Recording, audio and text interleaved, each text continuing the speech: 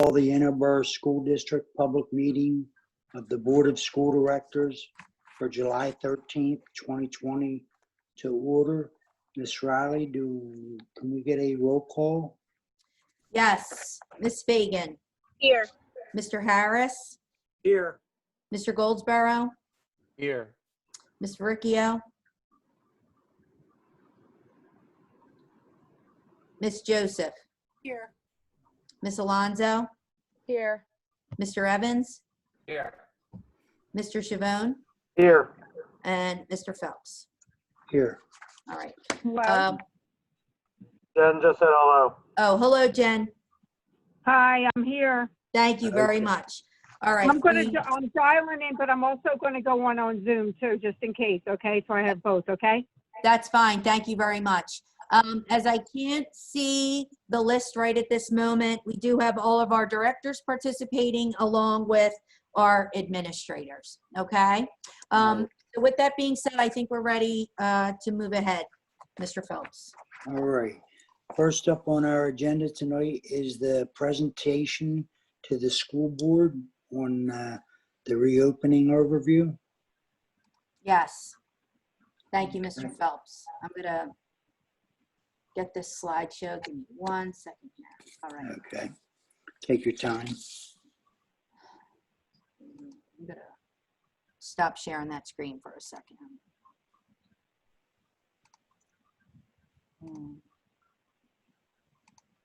Okay. Can everyone see that PowerPoint?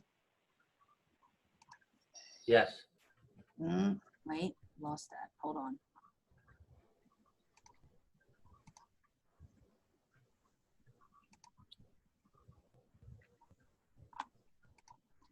Sorry about that.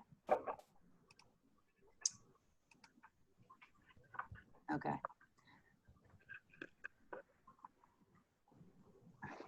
Okay. I'm not. Okay. We're going to move ahead with this. My screen looks a little different because I have the two monitors, so I'm not exactly sure if you're seeing the full screen of the PowerPoint or you're seeing the small version. So I apologize. That's good. Okay. All right. Thank you. So for the last few weeks and months, the administrative team has been working together along with our union leadership and support staff to really begin to develop our reopening plan for the upcoming school year. As many of you know, if you are watching the news and paying attention to all of the information that we are receiving, things are changing on a daily basis. There's new information coming out all the time. Information that we are receiving is coming from the governor's office, the Pennsylvania Department of Education, the Chester County Health Department, which is who we are working with, as Delaware County does not have their own health department. And this plan is a very fluid plan, and it, like I said, it changes as new information comes out. So what we have tried to do as an administrative team is to address and prepare for the board the models, a number of models, various models that we believe could potentially be what we move ahead with come the start of the school year. So this is an overview. It's important to keep that in mind that a lot of the details have not been worked out. We have a number of committees, and I'm going to talk a little bit more about that as we go ahead, that have really been doing a lot of work from behind the scenes. So it's most important that, you know, we need to have the patience of our parents, of our community, as we work through this, knowing that we will be ready to start school, and we will be bringing all of our schools, all of our students back come September. Okay? All right? So moving forward, some of the guiding principles that we've been, you know, keeping in mind and working from as we prepare these models is critical to ensuring that what we roll out is the right plan, and that first and foremost, we are presenting models and that parents and students can feel safe, and our staff can feel safe returning to school come September. So some of those guiding principles are a safe and healthy learning environment for our students and staff, ensuring that all students have equitable access to technology, all right, required for virtual learning, designing rich instructional experiences, delivering robust curriculum, and utilizing high-quality research-based resources. Also, that we are providing timely and clear communication to all of our stakeholders, and that we are eliciting feedback from those stakeholders to guide decisions. We've had a really good response from parents on some of the surveys that we have sent out. There will be another one coming out tomorrow that will provide additional information that we will need. So that is really critical to our decision-making process. On this next slide, just to give you an example of what our structure looks like. Oops, sorry, moved ahead there by accident. We have developed leadership teams. They cover a number of different areas. All of these committees are being chaired by the directors with the support of our principals, our assistant principals. We have teachers participating in on these committees. We also have members of our support staff. And that is why the feedback from the parents is critical, as that feedback does support the decisions and the work that is being done within these committees. So to give you an overview of some of the areas, we have our teaching and learning, which is focusing on our academics from pre-K all the way through 12th grade. We have our staff safety and wellness committee. We have a student safety and wellness committee, food services, transportation, cyber learning, community outreach and mental health, and sports and activities. And at the very bottom, we have technology, because technology is supporting all that we are doing, okay? So they are not their own department. Again, they support everything that we are doing, okay? We are going to move things around just a little bit. Instead of starting with the academics, we are gonna start with our sports and our return to play protocols. We were very fortunate to have Dr. Webner join us this evening. He is our sports doctor who works with our athletics. He is also assisting us with reviewing our health and safety plan that we have to prepare for the state. And he is working with our nursing staff and our teams to ensure that we are providing a safe and healthy environment as our students return. So he is here on the call. If we do have any specific questions, we can, he would be happy to answer them. And we can also take those questions, give him time to prepare responses and get those back to the board and to the community as well. We also have joining us to Jenna Sykin, who is our trainer. Jenna's been here for a number of years. She does an excellent job, and we really love having her here. And we also have Lisa Ford, our new athletic director, who has absolutely hit the ground running, working on all of these plans, especially under COVID. So I am going to turn it over to her, and thank you, Lisa. Good evening. To start off, I'm going to talk about the Family ID. Family ID is a new program that we adopted at the high school, and this program is going to help us with keeping everything organized. So instead of having to collect physicals, every student athlete needs to have a PIAA physical in order to play sports. And usually what happens is the trainer has to carry the papers around, the coaches have to carry papers around, all this other stuff. So this Family ID program is great because what it does is it takes all that information from the physical form and it puts it on the computer. The parents go in, they can answer all the questions, go along with it. And what they need to do is they simply need to take the page 6 of the physical form to their doctor, get the doctor to okay the physical form, then they upload that to the Family ID program. Once that information's all in there, then everybody who needs access to that information can have it instantaneously. The coaches, Jenna, myself, will all have an app on our phone that will allow us to download the information in case of an emergency. It'll be right there at our fingertips. We won't need to carry the papers along. The good news is once you register with the Family ID, when you re-register for the next sport, it's simply just getting a recertification form filled out, and from year to year that information carries over and you just make the changes as it goes. So that family ID information has been sent out already to our families. It was blasted out in an email, and it was also put on Twitter, and it's available on our website. So people can click on that, they can read the information, you can go in. We already have many families that have already started the registration process. So it's a brand new process, and all athletes will have to do the family ID. So there won't be any paper collection. Going along with the idea of no paper collection was not having the physicals at school. One of the reasons not having the physicals at school is we're not COVID prepared to have those physicals taken at school. So Dr. Webner and Jenna and the people at the Springfield Hospital have set it up so we can have 2 nights over at Springfield Hospital for the free physicals. Those 2 nights are July 28th and July 30th. Now the times for those are limited because they do have to follow certain procedures for that.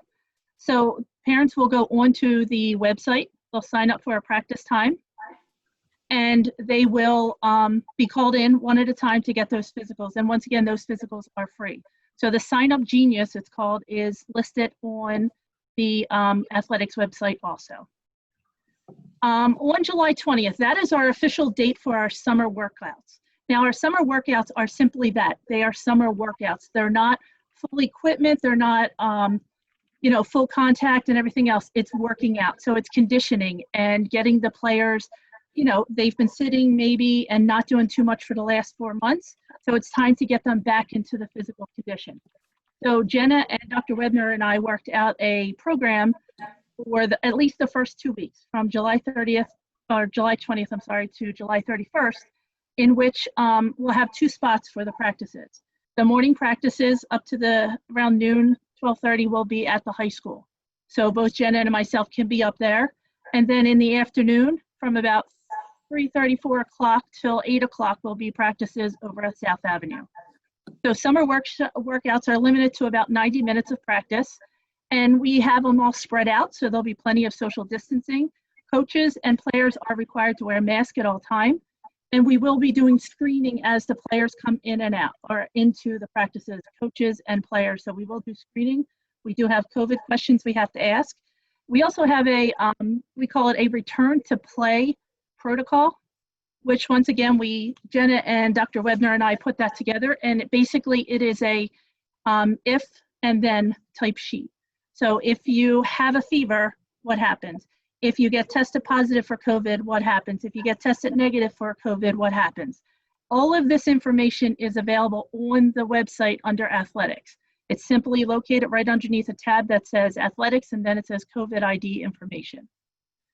Tomorrow, I have a meeting at 9 o'clock in the morning with all the fall coaches to go over initial information, and then I'll have individual meetings with each one of the coaches after that to go over specifics for each one of those sports.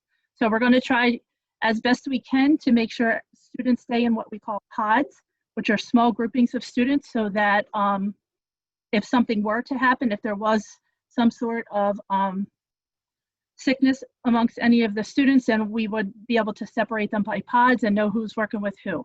So like I said, we're going 2 weeks at a time here, and Jen has been a great help. We've been doing this paperwork, and Dr. Webner has read over it all. Everything I have is up to date as of 3 o'clock this afternoon on the athletic website. I do just want to note that with these organized practices, or I should say voluntary workouts that are taking place at South Avenue, it is going to require us to lock down the complex when the athletes are up there. So there are going to be some restricted times where the public is not going to be able to access South Avenue. We will make sure, oh, I see Lisa. Go ahead, Lisa. Bern, we were able to work that out, so we don't great. need it shut until 3 o'clock. Okay, So super. it'll be completely open until 3 o'clock, then we need to shut it from 3 to 9 every day. Great. Not Fridays, though. Fridays can remain open, Friday, Saturday, and Sunday. Wonderful. That's really good to hear, because originally we thought it was going to be in the morning, potentially in the middle of the day. So I'm really glad to hear that.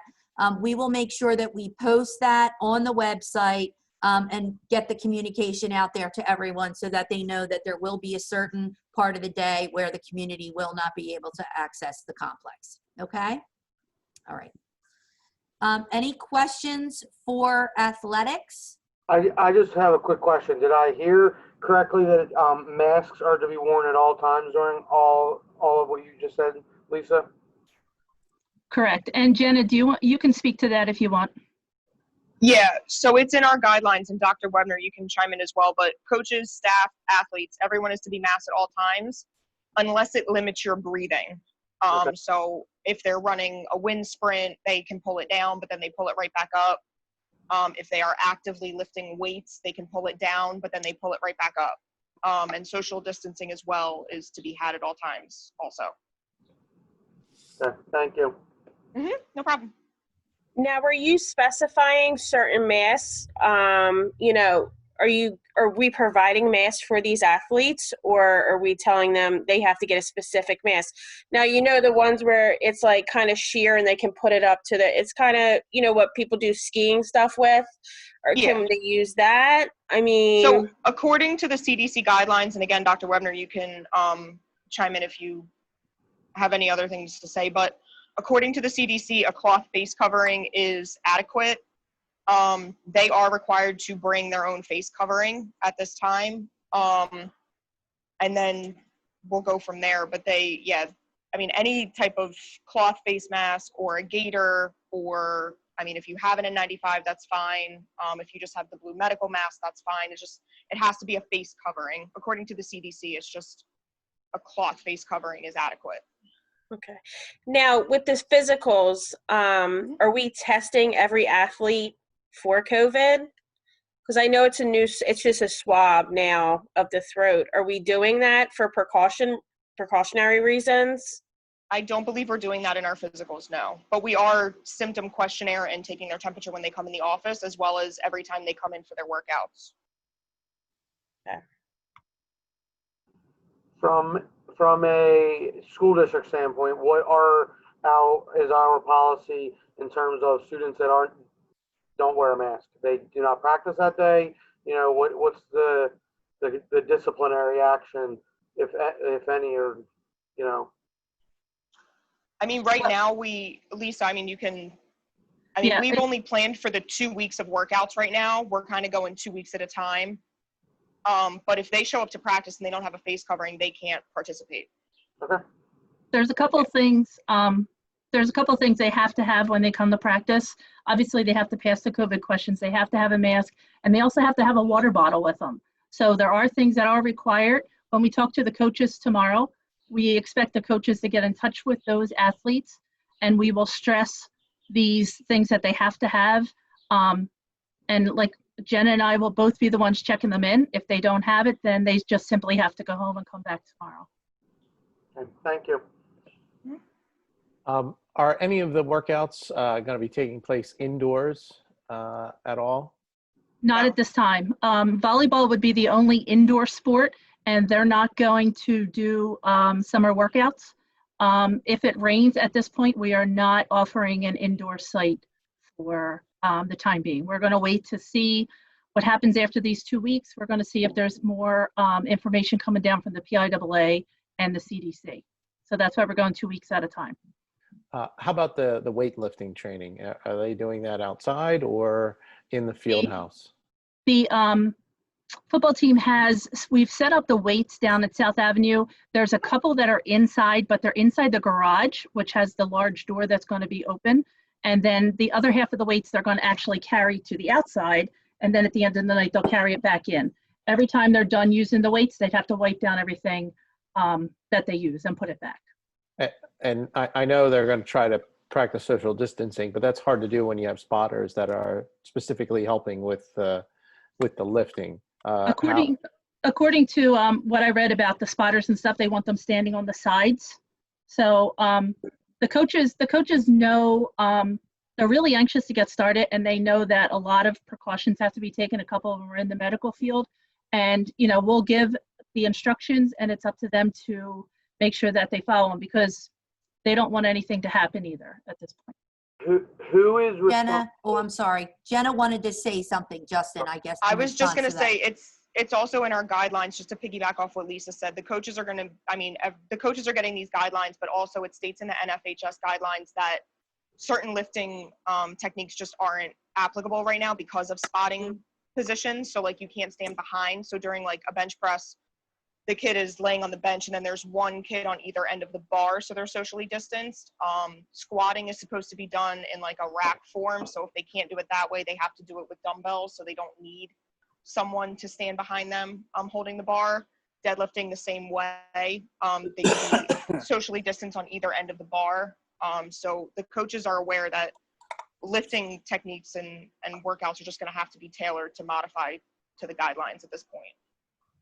Who is responsible for the cleaning of the equipment? Is there a checklist that what needs to be done each night after the practices, things like that? So what we have right now is, so we're talking field hockey and soccer and cross country. So cross country really doesn't have equipment, but soccer and field hockey, the students would be assigned one ball, like one field hockey ball or one soccer ball. And the idea for this, remember, it's just workouts at this point. So field hockey might be using it to dribble up and back and just pass it back and forth. The idea is for them not to touch it with their hands. If they touch it with their hands, then it has to be wiped off and sanitized. So obviously we'll have wipes available. At the end of practice, when the coach is collecting the equipment, everything has to be wiped down and then put back into the bags. Football will not be using pads at this time. They're not using helmets or anything else. But the same thing, whatever equipment they are being used, the coaches are responsible for the sanitizing it at the end. Down at the South Avenue complex, I believe the facilities will be in there at night to go over everything. Our bathrooms will be cleaned every day too, because the students are only allowed to use certain bathrooms. I just want to mention that we do have members of the community who are putting questions in the Q&A section.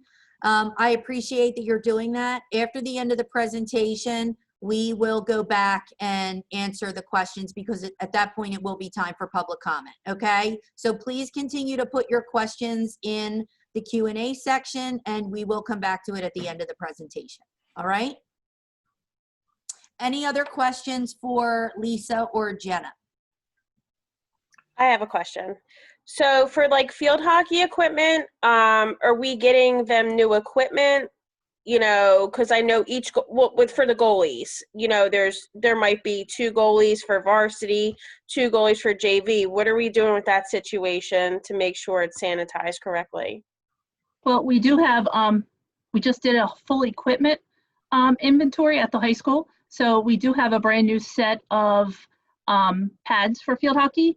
And then we have the old pads. So the pads will be assigned per goalie. So we do have enough, I believe, in all the inventory that we just did to outfit 3 to 4 goalies. Okay. And you said volleyball will not be doing summer workouts? Mm. Why can't they do it outside? Can we do something outside where like we put a net up for them to provide them? Sure, but it wasn't our decision for that. The coach said she doesn't usually get enough of the girls, so she's going to give them a workout program at home. Okay. Just wanted to make sure. I wasn't sure if that was something we decided or, you know. Okay. No. I talked to all the coaches. I had them give me a wish list of the times and the plan that they were looking at, and I did talk to their coach, and she said, you know, she'll do workout programs at home. Okay. Thank you. You're welcome. All right, thank you all. We'll move on to the next slide. Dr. Ecken, if you want to talk a little bit about our survey results from the spring. Sure. Good evening. My name is Valerie Eckman. I'm the Director of Curriculum for the district. So this past spring, we had administered a survey and we had approximately 900 families participate in the survey. That survey was administered right at the end of the school year once last year's remote distance learning had concluded. At that point, we were still awaiting information from PDE and the governor regarding return to school. But this provided us a foundational knowledge that at least helped us to start the planning processes and take some information into our work groups, which started right after the end of the school year. So in the parent results from the spring, we learned quite a few things, but I think the most pressing for us is that we need to provide multiple options for families, and we will be discussing these options a bit later in the presentation regarding return to school. Some families were indicating that for a variety of reasons, they would not feel safe returning their student to the school year, so to school. So for us, we knew that we had to actively plan for a virtual cyber academy. Additionally, if we would need to transition at any point into a remote learning environment for all students, it helped us to understand what worked well in remote learning in the spring and what we would need to do to ramp up that education. Which is where you see that idea of synchronous learning and interactions with peers if that's happening in a remote online environment. So synchronous learning would be daily, consistent interaction with peers and teachers versus the remote learning that happened in the spring where we were doing Zooms maybe on a weekly basis with teachers, but it was an option for teachers and an option for students to participate. Other pieces that were important to us that we gained from this parent feedback was that there was a preference for students and families to have a set schedule for the schoolwork, so that in remote learning in the spring, it was really self-paced, and by and large, families felt that a set schedule would be helpful. We did hear from families that while Google Classroom provided the start of a learning management system for us, that teachers had set up their Google Classrooms differently, which sometimes made it difficult for students to navigate. And in a lot of cases, students had to go to a variety of websites from that Google Classroom to complete their teaching and learning. With partnership with the technology department, if you've attended previous meetings, you know that we've adopted Schoology as our learning management system for pre-K through 12th grade. So we have done some initial training for teachers, and we have a group of core teachers who are engaged in master instructor training, and will be soon beginning summer trainings for our teachers, and that professional development for our teaching staff on Schoology will be sustained. It is essentially the one-stop shop that families were requesting, and many or most of the things that students will do can happen right in Schoology or take you into a link that doesn't take you completely out of the learning management system. Within Schoology, there will be the ability to have frequent updates and communication with teachers. Schoology also feeds into our secondary gradebook, which is a helpful feature as well in that it syncs with our student information system. Another feature that families expressed is that they really liked the week at a glance updates. We're going to plan to do this all within Schoology, so parents can sign up for Schoology so that they can see what their students are completing. There's actually an app for Schoology so parents can set their notification preferences as well. And it should cut down on the variety of emails that parents were receiving from all of their children's teachers, because within Schoology, they'll also be able to toggle between their different district children. And then the other piece, and Mr. Sonnet, our technology director, will be discussing this in full a bit later in the presentation, but families expressed that while it was helpful to receive loan devices for every 2 children in their household, it still was a burden, and that it would be very helpful that we would transition into one-to-one. One-to-one devices, every student will receive a developmentally appropriate Chromebook or tablet through the district. This will be something that they will use both in-person learning as well as in a virtual or cyber learning experience as well.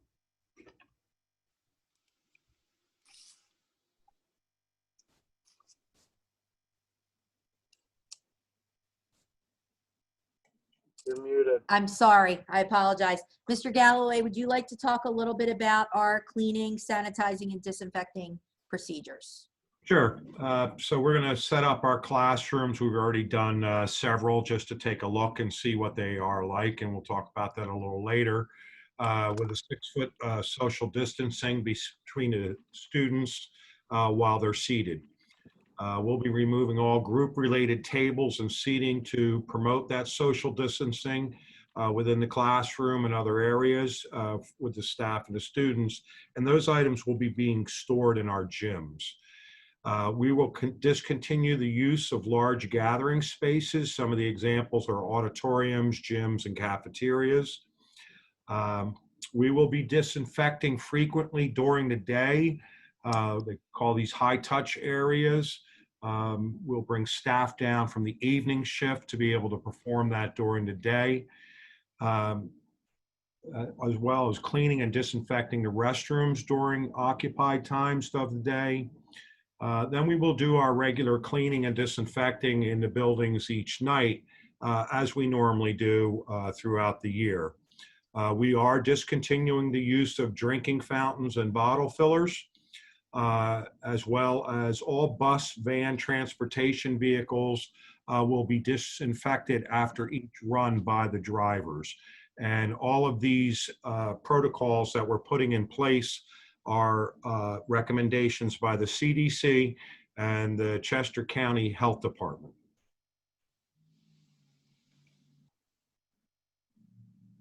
I have a quick question, if I may. Or do you want to wait to go through the whole presentation and then ask questions? I mean, if you want to ask specific to this slide, I think it might be best. Okay. The bottle filler, those are non-touch. The bottle fillers that I've seen are automatic. Are the bottle fillers that are in the buildings not automatic? They're combination fountains and fillers. And many children touch and play with the bottle fillers.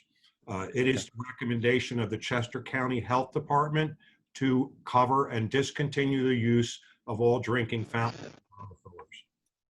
Okay. We do plan to have small bottles of water available for students who may not be bringing water to school that day or a drink. But we are going to be recommending to all parents that they are sending water bottles to school with their children each day. But we will have them on hand if a student forgets it. I can add that prior to the March 13th shutdown, we are already stocked individual bottles of water for all staff and students in every building. Of this. So school year won't. I'm sorry. I'm having a hard time hearing. Yeah. There's some static on your end, Mr. Galloway. I'm not sure what that is. Sorry. Can you hear me now? Yep. Yeah. Did you want him to repeat that, Mr. Goldsboro? No. I did have another question. What's the smallest classroom size, I guess square footage wise, that we have in the district? Our average classroom size is about, I think the smallest, what I would consider a usable space is like a 20 by 20, 23 by 23. We have some smaller rooms that we've identified that we're not using. Okay. So you're looking at around 450 square feet, something like that? Yeah, I don't really go, so I look at like cubic feet in a room. So I had all those sitting around here. I don't have it all. I don't have it offhand right now. Okay. We can provide you any other dimensions that you would want, Mr. Goldsboro. Okay. Okay. I have a couple questions. Now, so you're saying you're going to put stuff in the cafeteria and the gyms. So what's going to happen when the kids go to eat? Where are they eating? How are we scheduling, you know, the lunches, the gym time? Yeah. Ms. Fagan, I'm sorry. Some of this we will cover in the rest of the presentation. Okay. We'll be talking about lunches. We'll be talking about this as we go through the educational models. Okay. So it's not that I want to cut you off. I'm just trying, we'll cover that. Okay. That's okay. That's okay. All right. Okay. Any other questions to the cleaning, sanitizing, or disinfecting to Mr. Galloway? All right. Next, if you'd like to talk a little bit about ventilation. Okay, so For the ventilation, it's something we've been working on. Mrs. Riley and I have been discussing this really since April. So we obviously ensure that the HVA systems are working properly. What we have to do now, the recommendation, is to increase our fresh air going into a classroom. So we currently run at the federal level is 10%. We average about 20% fresh air input to a room. We are flopping that to 80 to 100% minimums. Again, these are recommendations by the CDC and the county health department, and that's all done through the computer, through what we call the front end of the HVAC system. Then we will increase our HVAC filtration media to quarterly chart changes during the school year.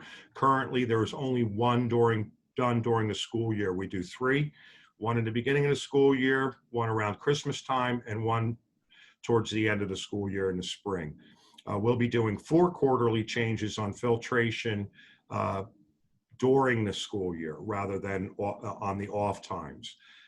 We'll utilize a minimum of MERV 8 filtration, and we will also decrease the relative humidity from 60% to 40% for drier air.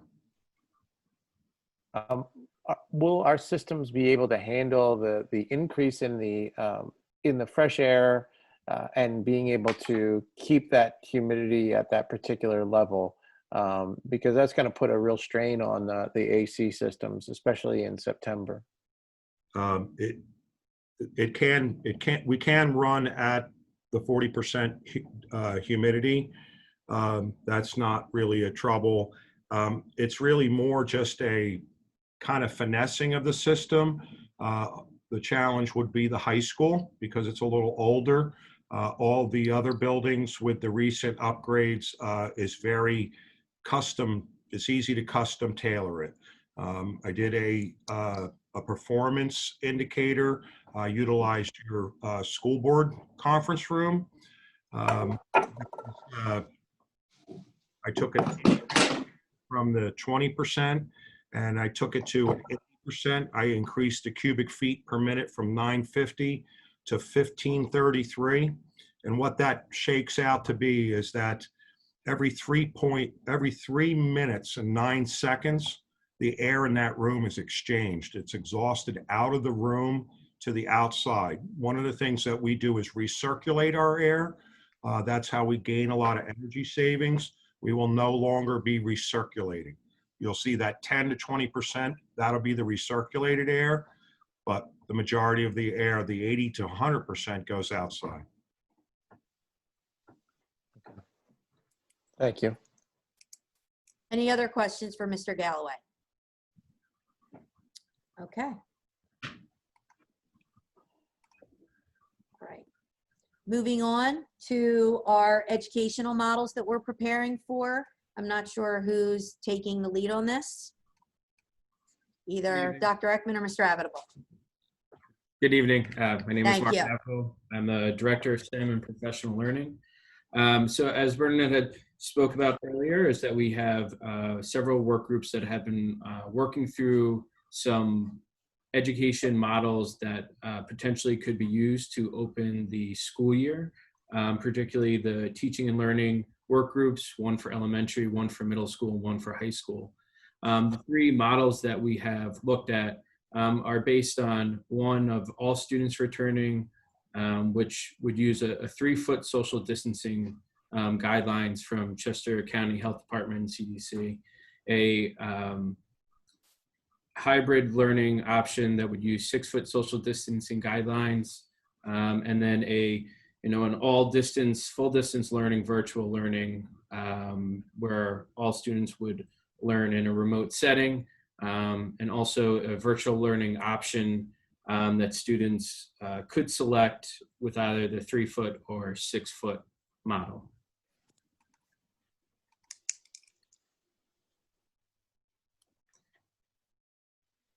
So some common elements of the 3-foot social distancing in classrooms. In each of these models, when you move from 3-foot to 6-foot to full distance learning, With each model, the further the distance, the more mitigations you can put in place for student and teacher safety. So for this 3-foot social distancing, all students pre-K to 12 would return to school. Desks would be 3 feet apart, and which would result in mostly regular class sizes. Under this model, students and staff would be required to wear masks all day, except for lunch and recess. One of the pieces for each of the 3-foot and 6-foot model would be cohorting of students and limited transitions. So students would remain in the same classroom. Their time transitioning in hallways would be very limited, and instead teachers would transition from classroom to classroom. In addition to ease the entry of students and into and out of the building, there were staggered start time for students. And with the 3-foot model would keep a building at regular capacity.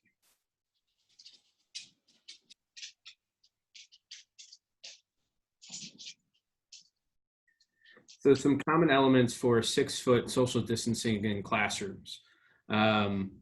For if this was the model that was determined to be best for the school district, all students K to 6 would attend daily. Students in grades 7 through 12 would work in a hybrid learning environment on an A-B schedule where they would, students would be in attendance one day, completing remote learning the next day, and it would follow that pattern. Under this model, desks are 6 foot apart and has reduced class sizes. Most classes to accommodate for the 6 feet. For example, high school classes would be almost half the number of students that are typically within the classroom. In this model, students can remove masks when seated at desks per CDC and Chester County Health guidelines. And then again, staggered start time for students would be something that would help with entry and exit of students. This would also importantly reduce the capacity within each building, in particular the high school, 50% of the typical number of students in the building, as opposed to when it's fully attended by students. So I'll talk a little bit about the model for elementary. So you can see here the different models that we have: elementary, K to 5, middle school, 6th grade, as Mark talked about, that being in person every day, and then moving into middle and high, which would be an A-B hybrid schedule.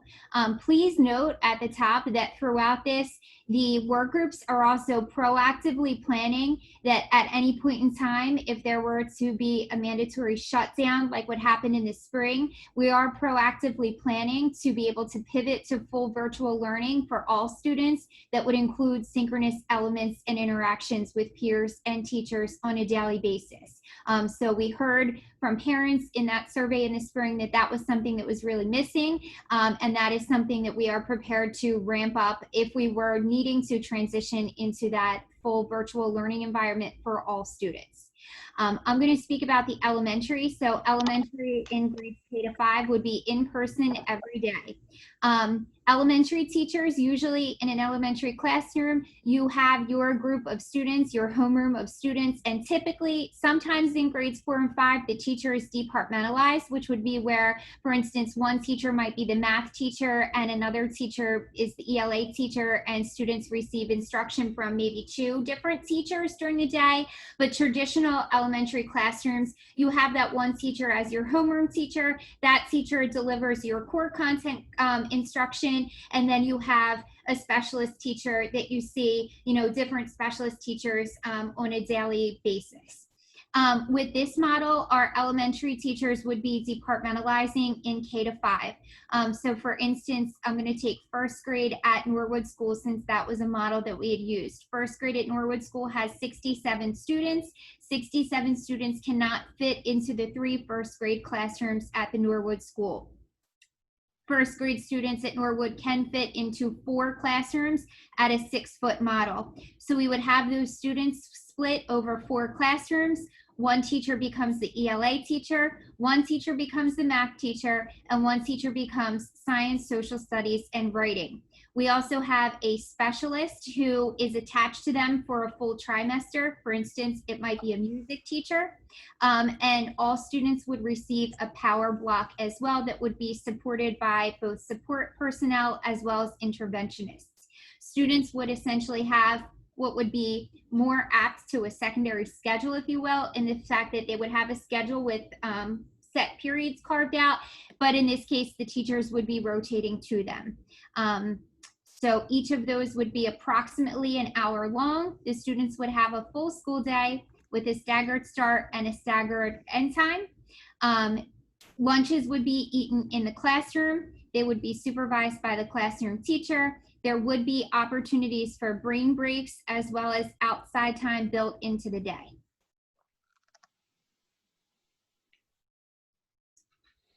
Mr. Avidable will pick up with middle school and 6th grade in person. So for middle school, for 6th grade, will continue as in person and would follow a very similar schedule to the one that Dr. Ekman described for students K to 5. It follows the same model where students have blocks of ELA, math, science, social studies, special period, as well as a power block. This rotation through the blocks allows the student class size to be smaller to accommodate students at 6 feet apart. Specials will rotate either by trimester so that students can still receive multiple specials throughout the school year. In order to accommodate 7th and 8th grade within this building and within this 6-foot social distancing plan, middle school students in 7th and 8th grade would attend on a limited capacity hybrid learning model. That means that 7th and 8th grade students would attend on an A-B schedule. The way that this would work is that each student would attend school 2 days in person and then have 2 days remote learning. And then every other week, either A or B day would be in attendance on Friday. So students would average 2 to 3 days of in-person learning. Core classes would be taken each day, and specials would rotate quarterly or by trimester. Core classes would be 90 minutes for students, which is the current time amount for classes at this time. For high school, similar would follow an A-B model. In this, for the high school, 9th through 12th grade, half the class would attend on an A day, and then half of the class would attend on a B day. And what that allows for is a limited capacity, 50% of the high school population to attend on one day, which helps limit the transitions and contact points between students. And so similarly, students would attend 2 in person, have 2 instructional days at home, and then Friday of every other week. One part with the middle school, 7th and 8th grade, there would be opportunity for teachers on their instructional for A day for students who are at home that day to potentially work synchronously in either small group format or asynchronously on their work for other courses with teachers as well. For the high school, it is a modified time schedule, which it allows for a grab and go lunch for students towards the middle of the day. And then students can engage once their class days, their schedule is completed around 12:30. They could continue work at home in either a synchronous or asynchronous environment blended with their teachers. For high school students, the in-person classes that they would take would be 4 core classes of ELA, math, social studies, and science, as well as 1 live elective, so 1 elective in person. Students on their at-home day would enroll in 2 to 3 electives via remote learning, where electives would determine which ones are best to be able to teach inline, have the most impact in person, and which ones can still have a significant impact on students remotely. For the The high school, importantly, this still allows students to earn 7 to 8 credits per year, which is something that is important for them to be able to do to continue on their path to graduation. Thank you. Any questions from the board members? I had one with the AB. Does that still count for enough days for the students to attend? Yes, it does. It does, based on the most recent legislation that we have received from the state, is that it would count for the instructional days and for the hours. For when students are learning asynchronously or synchronously, you just have to find ways to be able to track that, which can happen through logins, can happen through completed work. So there's a number of different ways to be able to have that count to the instructional requirement. Thank you. I had a question. At the K to 6 and then the going to the 50% capacity at the high school, that will allow approximately how many kids in a classroom? 12 to 15, 12 to 8? Like how many kids would be in the classroom at a specific time? Sure. For high school, it's about anywhere from 14 to 18, depending on different sizes of the classrooms. Most likely a number around 14, particularly if it's classes being split in half, would be around that number. In middle school would be very similar to that. Okay, and at the 6-foot model, you said they do not need to be wearing a mask when they're sitting at their desk. No. Okay. And then what about you know, the hybrid model, 7th and 8th grade, 9th, the high school, in terms of like family members that are you know, different grade levels? Like, is that going into consideration in terms of what grades go? I don't know. Like, how is it being split up with the A days and B days? Like, have you developed that yet? Sure. So that would, when we go more specifically into the planning and developing about, those are one of the considerations that we would take into place is, you know, students from similar families. The way that it would be cohorted, which is important, is that in high school it would be cohorted. Middle school naturally does it, but in high school it would be cohorted. Let's say for 9th grade, you would have an English teacher, a math teacher, social studies teacher, science teacher, elective teacher, with a group of 80, 85 students. And let's say in 9th grade, and you would have 3 different cohorts in 9th grade. 10th, you would have 3 different cohorts. So that would be the way that we would cohort those groups. But consideration could be made to having families attend on the same day. Essentially what it is you're taking the regular class that you would have had and you're splitting that class in half.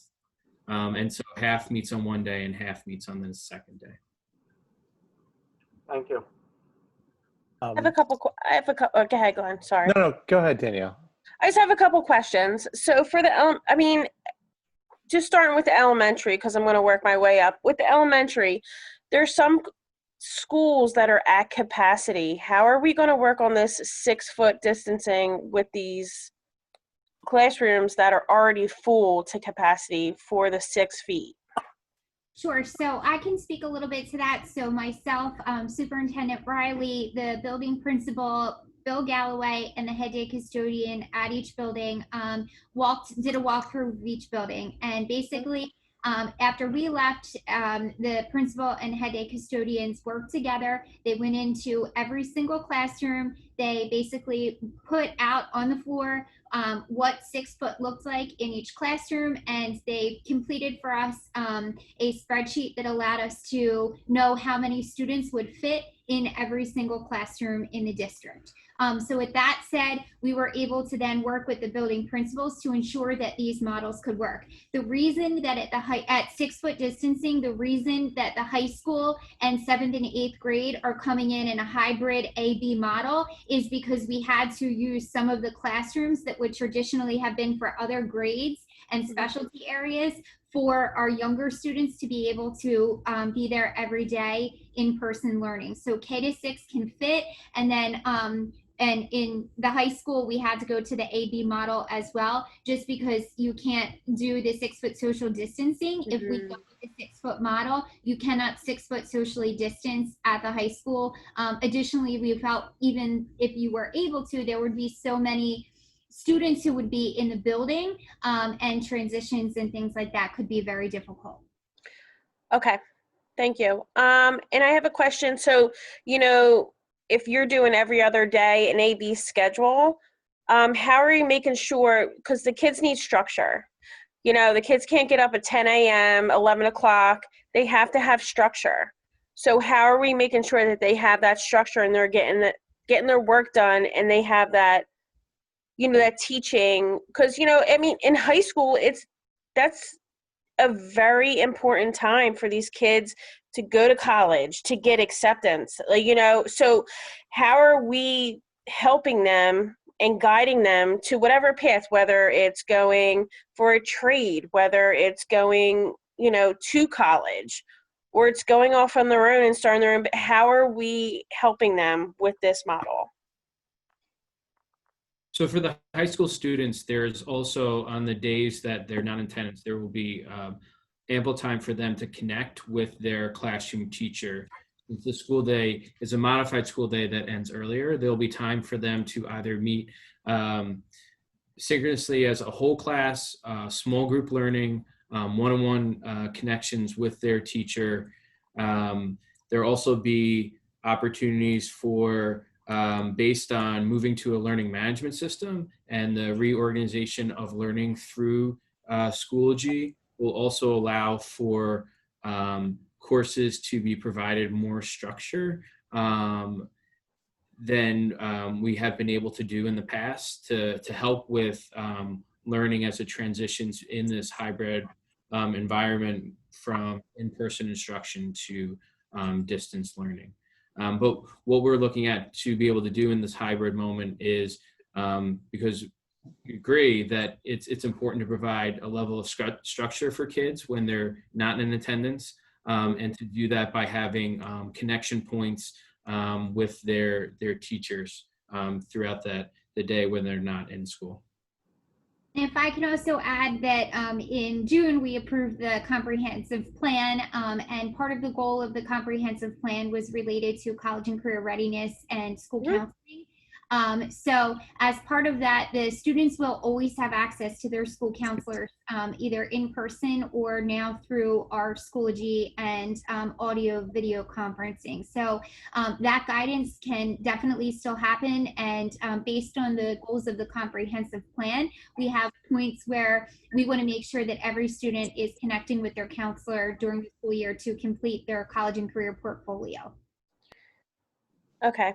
Now, my last question, with students who have an IEP or, special education where, they need that hands-on learning, how are we working with them if they have to do distance learning?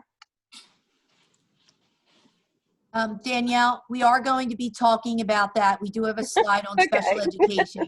Okay. No, Sorry. questions. We will be talking about that later on in the presentation. Okay. Thank you. Thank Sorry. you so much. No, please don't apologize. And I do want to thank all of the parents who are putting the questions in the chat, in the Q&A section. I promise at the end we will get back and go through them. Okay. Hopefully we've answered some of them as we go through the presentation. All right. I have a few I'm questions. sorry. Go ahead, Mr. Goldsboro. That's okay. Let me go back to that. Based upon those models, whether they're at the elementary or the middle or the high school, are there any issues that have come up that could be a concern in terms of a violation of the collective bargaining agreement with the Interboro Education Association? That seem to be that, like, this could be a real problem. Yeah, I'll answer that question. We have been working very closely with our IEA leadership, and they are a part, they have teachers participating in every one of these committees. So we also meet regularly with them through our AAL meetings. So any of those issues that come up that we recognize will have to be addressed because of the collective bargaining agreement, we will be working with them separately, and we will have an MOU to address anything that needs to be through this process. So again, it's been very collaborative, and they are a part of this, a part of these committees, and we're working with them very closely. They want to see children return to school, as do we, and we really are putting our best foot forward to do that, working with them. My other question actually kind of goes back to the air exchange. I know Mr. Galloway said that he had done a test run in the boardroom for 4 minutes, roughly more than 3 minutes, less than 4 minutes. We had, the entire air exchange in there. I know in the high school, because I went to Interboro, there are some interior rooms that have 0 windows, and that ventilation system is the most challenged of any of the systems within the district. I think one of the things that we would really need is we would need those tests done, not only there, same exact test, like how long does it take for the air to be exchanged in one of those interior rooms or any of the rooms in there, and multiple times, multiple places throughout the building, and also in the elementary schools, because that is the biggest concern more than anything else is the exchange of air, the exchange of fresh air. And if we can't get that, it doesn't matter how many feet apart that we are in, it's not going to be safe to be in there. We are working to address those concerns with the high school and how we're going to make sure that they have efficient air circulation in there, fresh air circulation in there. Yeah, we're going to need some hard numbers Mhm. before in order for us to be able to make informed decisions. We're going to need some hard numbers. What's the cubic footage, and how much is that? How much time does it take to exchange all of that air out and have new air in? What about looking at trailers? It's the same problem. It doesn't matter whether it's a trailer or a classroom. It's how much air is being exchanged and how quickly. It's also a matter of being able to find them, the cost that comes with that. There's a lot of factors in bringing in any type of a trailer. So that's not something that really we have explored at this point in time based on the models that we've created. Mr. Galloway. If I can just add, Mr. Goldsboro, we're already working on the high school. I made an example just out of I knew someone would ask about cubic foot, square footage of rooms, et cetera. So I used the boardroom just so that most of you know this physical size, you know what the room is. I have a whole list of high school rooms here. I've gone through every single high school room today. There are only 4 rooms that I have questions about. Every other room, I can adjust the CFMs into each room independently. I realize it might have been some time ago when you went there, but there are only 4 rooms remaining in the high school that are univents. Everything else there is a VAV now. So I can actually physically see the rate of flow and the damper openings by percentages. I'm pretty confident that we can do what we need to do. Just that we're currently not running the entire high school because it's empty. We did do the administration building here is operating on the 80% model right now, and seems to be very effective. Yeah, I would be interested to see what would happen if we turned on the system and run it at full capacity without anybody in the building, just to be able to see, can our system handle that? Agreed. Okay. All right. Any other questions regarding this slide on the 6-foot social distancing in classroom? All right.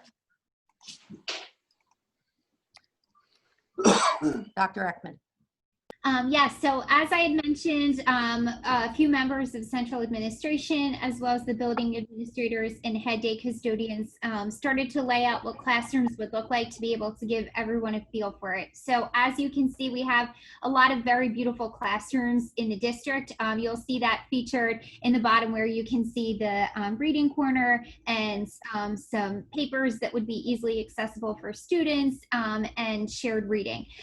Basically, what we will be doing is removing all of the things that are ancillary to the classrooms, so that it would basically consist of one teacher desk and a student desk. We are looking at ways that students would be storing materials at their own workspace, as opposed to having to have a common place where materials would be shared. Students would have to be bringing backpacks, coats, things like that would be kept at their personal space, instead of in lockers or in classroom cubbies and hooks. So that is important to note. You can see what the 6-foot distancing looks like then when classrooms are cleared out. So you have some examples of a classroom at Glen Olden School, a classroom at the Kindergarten Academy in the middle, which features 2 of our staff members at 6-foot social distancing. And you can see that that 6 foot means that there's from person nose to person nose, there's 6 feet between. And then a classroom at the high school at 6-foot social distancing. And then we just have in there an excerpt from the PDE on the universal masking guidance for schools. And you can see there that it does say that schools may allow students to remove face coverings when they're eating or drinking at 6 feet apart. And we talked about that snack time, lunchtime, especially for the younger students, would be happening in the classroom.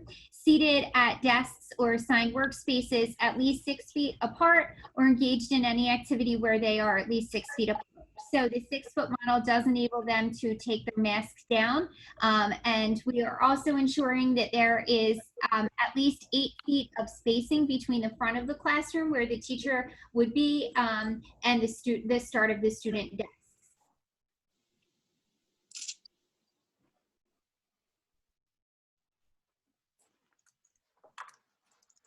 Our virtual cyber education.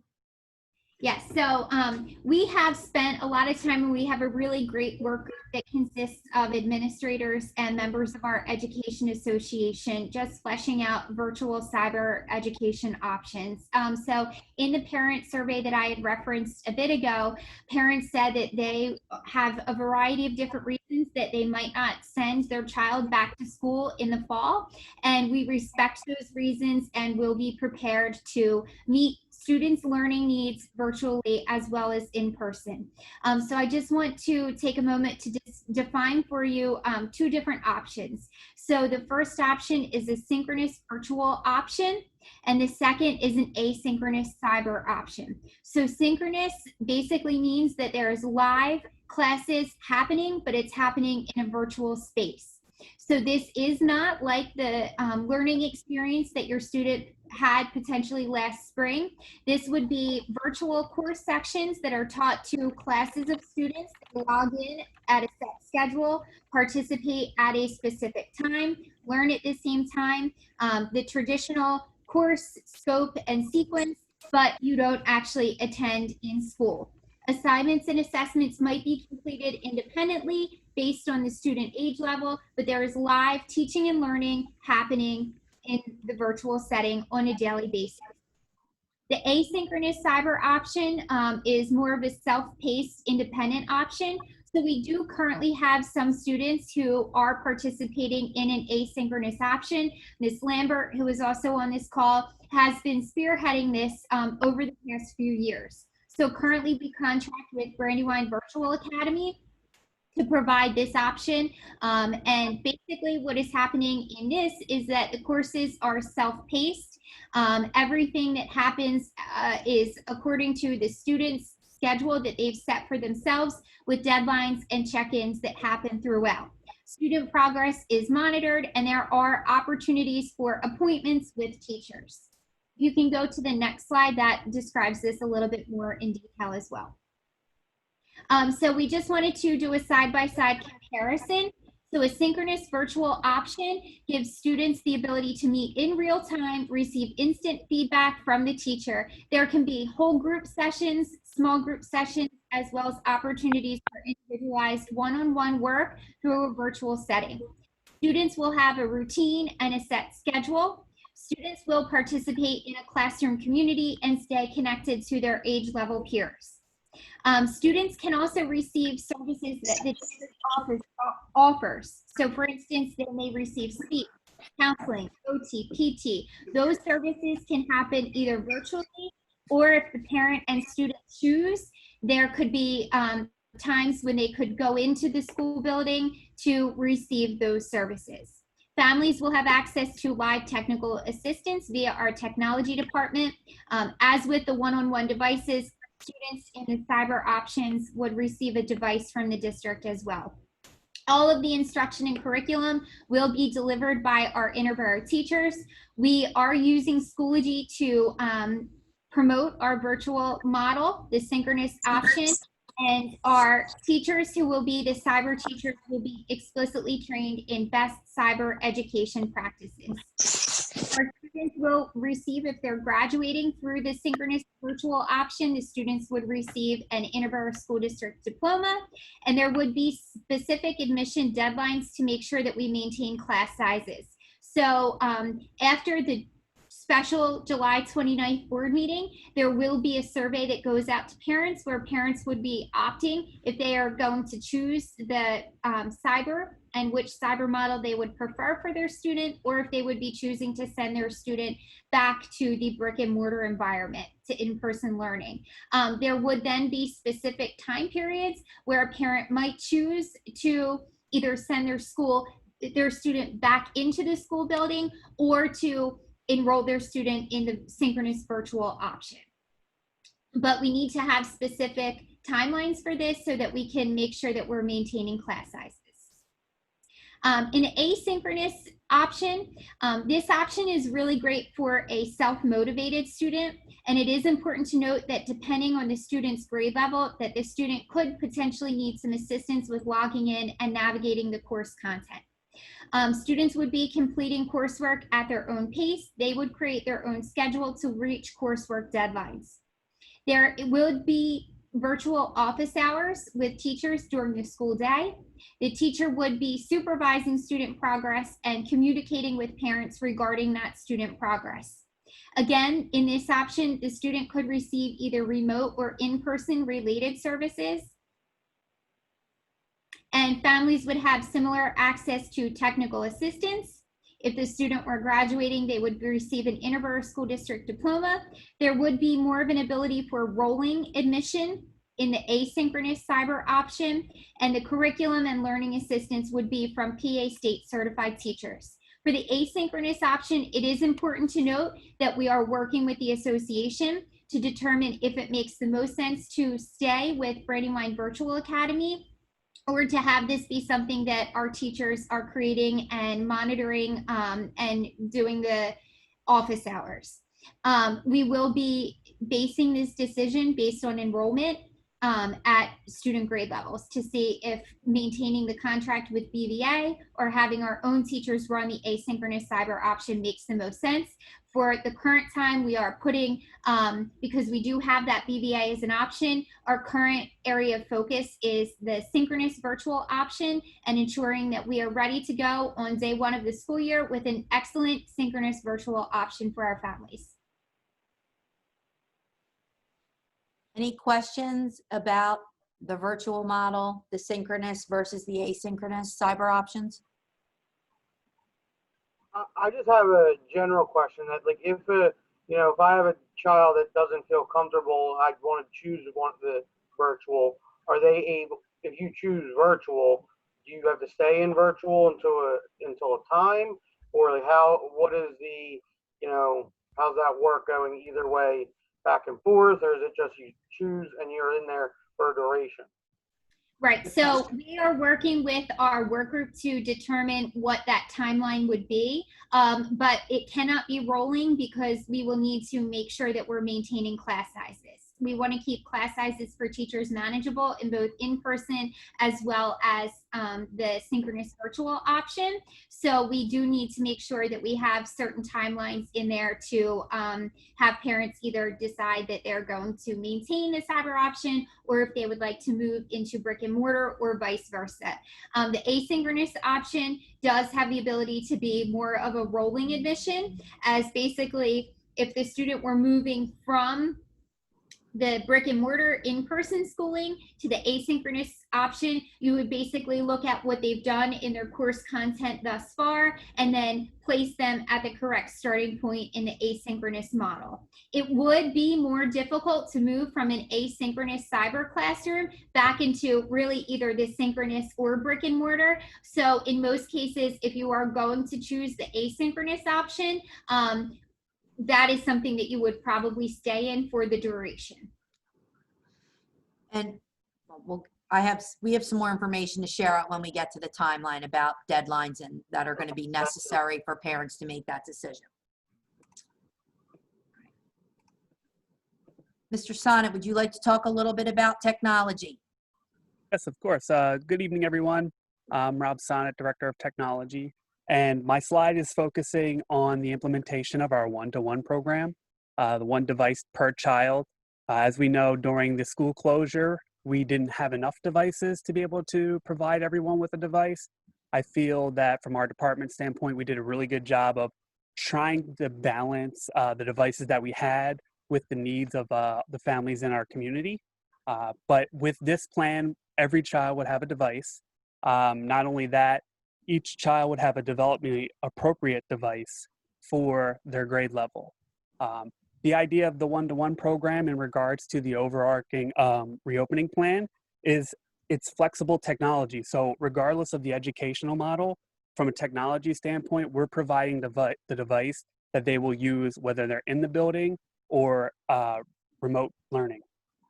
And we've been very fortunate that there have been grants provided from the state and federal level for us to be aggressive and purchase the remaining devices that we needed during the initial closure. There will be some upcoming policies either created or updated and new procedures created as well. The full presentation we'll have at the July 29th special session. Goal is to have all this board approved in August, by the way. And the one big factor is going to be coverage options, potential cost to families for insurance and repairs. We'll provide several different options for not only the school board, but for the families to look over and make a decision about. I think that we're going to try to be as flexible as possible given the current climate and situation that we're in. So like I said, there's going to be coverage options, multiple that we can choose from. To go forward for our department, we've made some investments into new support portal that will allow teachers to be able to access the portal from outside the district, as well as families who will now be kind of needing the support from our department. They'll have the ability to email our support and a support ticket be created. Quite different than what we were doing come the closure, because we did not have a system in place. We were taking everything just through regular email. Having the portal will give us the ability to kind of prioritize and really see the different support requests that are coming through. And lastly, to prevent unnecessary contact, we've also invested in some remote support utilities, both for staff and as well as the students, whether as it's calendar options for scheduling of drop-off, pickups of equipment, or whether it's physically or remotely connecting to a staff device. Any questions regarding technology? Okay. Moving on to special education. Good evening, everyone. My name is Rachel Lambert. I'm the Supervisor of Special Education for Interboro School District. First and foremost, Mr. Corinth and I want to say thank you for all of your patience and support through this unprecedented time. And we do hope that you did feel communicated with through all of your case managers throughout this time. It's important to note that our goal is to have every special education student come back to school in the fall. We are still currently working on the logistics of the A-B model for our 7th and 8th graders and our high school students, but we are confident that we will give the students the most support in person, as we know that that's what they benefit from the most. Sorry about that. That's okay. Okay. All special education students will be monitored as soon as school begins, and then obviously throughout the entire months that we are in school. Children will also be monitored if either in the synchronous or asynchronous model. Special education teachers will be available for any of the models that are chosen for Interboro School District. Within those 3 months, the case manager will be reaching out to parents to schedule an IEP meeting to go over your child's present levels so that you know where your child currently is. Our plan is to assess, as it always is when students begin in the fall, to just give you some general baseline. And then in November, when we generally meet for conferences, you will have all of the data presented to you for your child's present levels and updated goals. You may have a meeting prior to that. We are also asking that teachers begin to meet with parents in August when they return so that we can begin to have IEP meetings as soon as possible. With that being said, evaluations that were put on hold due to the inability to test virtually will begin shortly after this July board meeting. Our psychologists, our speech therapists, our OT and PT are coming and setting up appointments for the evaluations that were scheduled for late spring. So if you're a parent who was in that March through June scheduling, you might be hearing from them as we're trying to get back on track.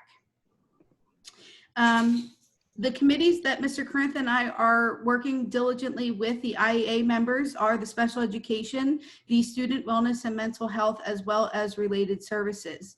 The mental health and student wellness team met today, and we are eager to work on all the resources that Delaware County and our neighboring counties have to offer for our families, as well as any supports that we can build into the school day for your children. One of the systems that we're working with is a social emotional learning platform that we are hoping and we will engage on a daily basis for your children. We are looking to build that in through the K-6 model on a daily basis and a strategic model in the 7 through 12. We do feel that social emotional learning from what the students are experiencing is important to engage in currently in the 2020 school year. As for related services, as Dr. Ekman expressed earlier, we are working to make sure that related services can be delivered whether in person or virtually. They're currently being virtually delivered right now through ESY to our students, and they're having a wonderful time with that.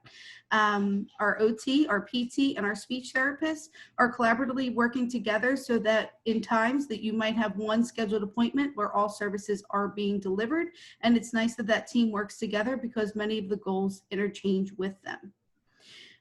In regards to our 504 plans, as we do every year, we review them with the families and make sure that there are no changes that need to be made to 504 plans. We understand that 504 plans have medical necessities at times, and in this current moment, we want to ensure that all of our students as well as our staff are safe.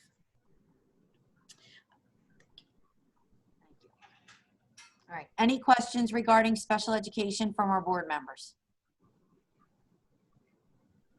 Okay. For our public and our community members, Mr. Phelps, did you have a question? I'm sorry. You're going to need to unmute yourself. How about now? Yes, go right ahead. Okay. Sorry about that. With the special ed, the AB, I saw something that would be done by quarterly or something. Is that correct? I believe the AB schedule is on a weekly basis, and then students would come in every other Friday. So currently we're trying to work out the logistics of if a student attends on their regular A day, we're trying to work out the logistics that they would also attend on a B day, because we do know, and it is important for special education students to have the most face-to-face time.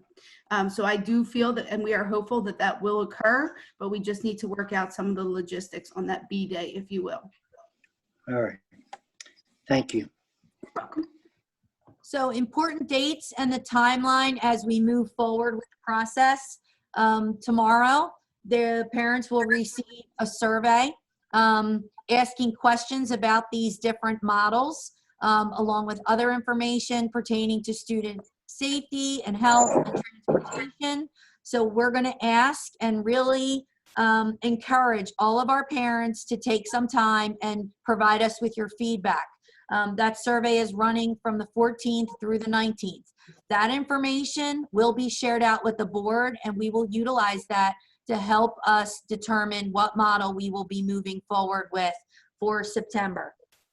On July 29th, there will be a special meeting of the board to approve our educational model and to approve the health and safety plan that will need to be submitted to the state that will reflect the model that we decide. Also, the athletics and activity plans need to be approved as well. On July 31st, we will send out detailed information to parents on the educational models. And July 31st through August 7th, we will open up an enrollment period for any parent who may be interested in enrolling their child in one of the cyber programs. We do need to make a quick turnaround on that, only because we still will have to address staffing once we receive that feedback from parents on whether they're choosing to send their child to school or will be going with a virtual model. Okay, so those timelines are important. And also, just to reinforce with all of our community, it's very important to be checking the website on a regular basis. This PowerPoint presentation along with the meeting will be posted so parents can watch this on their own time. If they weren't able to participate tonight, they will be able to look through the PowerPoint. We are always available for questions. They can email me directly and I can get those answers to parents, as they come up. Any other questions just about the PowerPoint presentation from any of the board members? I don't have a question necessarily about that. I do have a question about, we're making a decision about whether to send our kids back to school and what type of model that we're going to be doing. We're having this discussion remotely.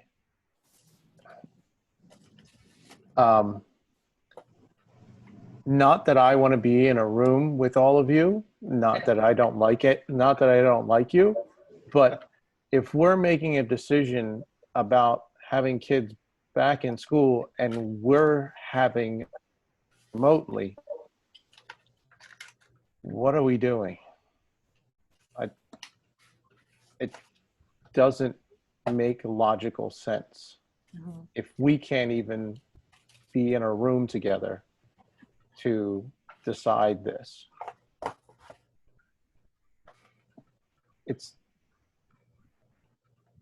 I'm out, it's, the optics are bad. Mm-hmm.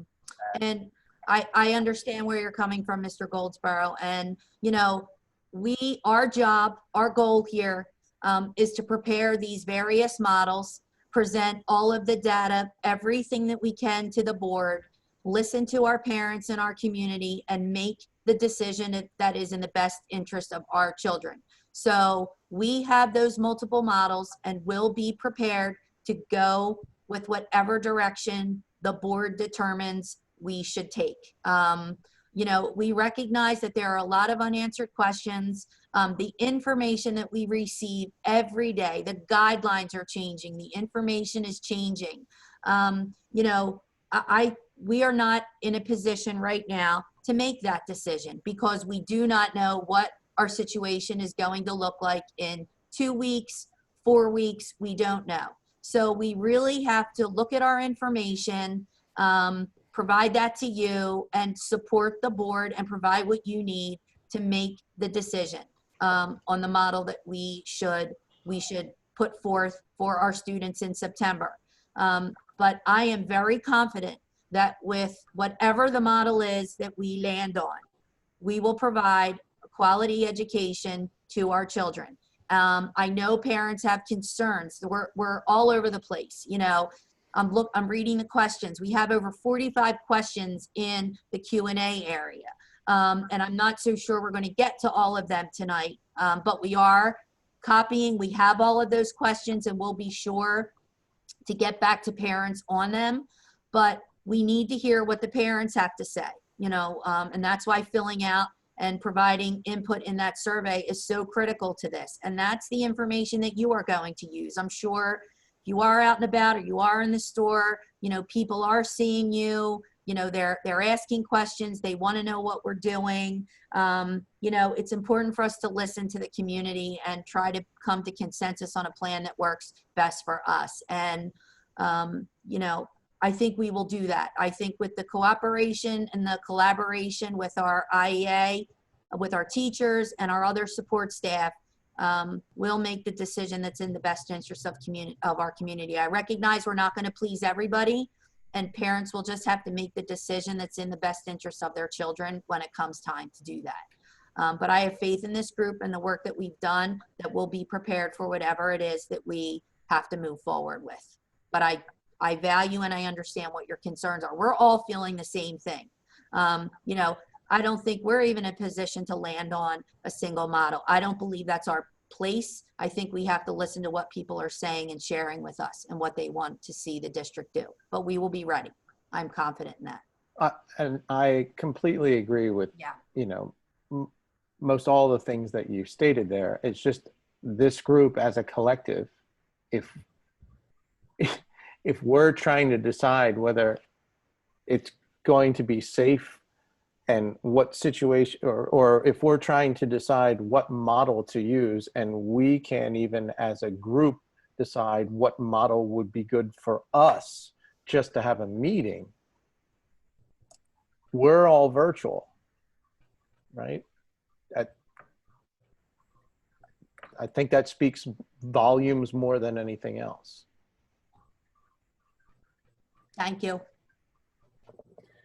And just like to say, we might not even get to make the decision if it's made at the state level.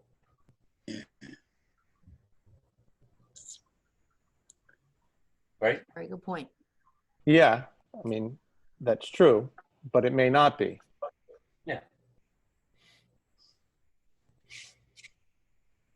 Yeah, we can present this, but we can totally get denied by the state. Ultimately, it's decided them. Actually, no, ultimately it's decided by us right now. I think right now it's a moving target. So we really won't know until it gets closer, I think. You know, because it seems like every week it's changing. So, I mean, at least we have a plan in place. Is it going to stick? Is it going to, we really don't know yet, but at least we have something ready. And I'm sure Ms. Riley and administration will make any adjustments that they have to make. That is our goal. Yes. There are about 52 questions in the Q&A section. So I would like some feedback on how we would like to address these. If you would like to go through them and see what we can answer. There are some that are pertaining to procedures on how we are going to notify parents. Will staff have to be quarantined? Student have to be quarantined? We are not prepared yet to answer those questions, or as we are working through those procedures. I can say this, that we will be following the CDC and the Chester County Health Department guidelines that they have put forth to us for those procedures, and they will all be spelled out to our parents and our staff as we have developed those and have them in place. But we will be sharing that information out when we are ready to do so. So I just wanted to make that general statement for some of the questions. Mr. Phelps, Mr. Chavone, thoughts on how you would like to go about these questions? Well, I'm sure some of them possibly have been answered Yes. with just the presentation. I would think rather than answering them off the cuff, if we could get a list of them together and address them, and then even if we have a short meeting, like responses to the questions or something, so that we can get them answered. Yeah, we can also prepare these responses for the meeting prior to the 29th, if that would help, and have them available in a document form that we can make available as well. So we could publish these questions right in a document with the answers. That would be fantastic. Are the other board members okay with that, or would you like us to go through that? Agreed. I recommend that we do it that way. Otherwise, the 52 questions answers are going to get 52.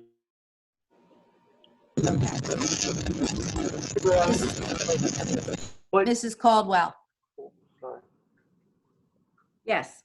Are you able to copy and paste these out of this Q&A section? It appears due to some of my research, it looks like that when the webinar is done, I can do a Q&A report and get the questions. Excellent. Okay. And I've also taken a backup of it as well. Thank you. Thank you, Rob. Thank We will you, Rob. also save the chat, as there are some questions in there as well. So what's going to happen with the questions that are on there? So what we will do is we can review all of these questions and prepare an FAQ based on these here, and we can attach it to the meeting minutes when it's posted for the parents who ask questions, and they'll have the answers included specific to this meeting. Perfect. I just want them to be on the record for the minutes. Yeah, Yes. those questions should definitely be in the recorded. We Yeah, for can sure. do that. Ms. Joseph, did you have a question?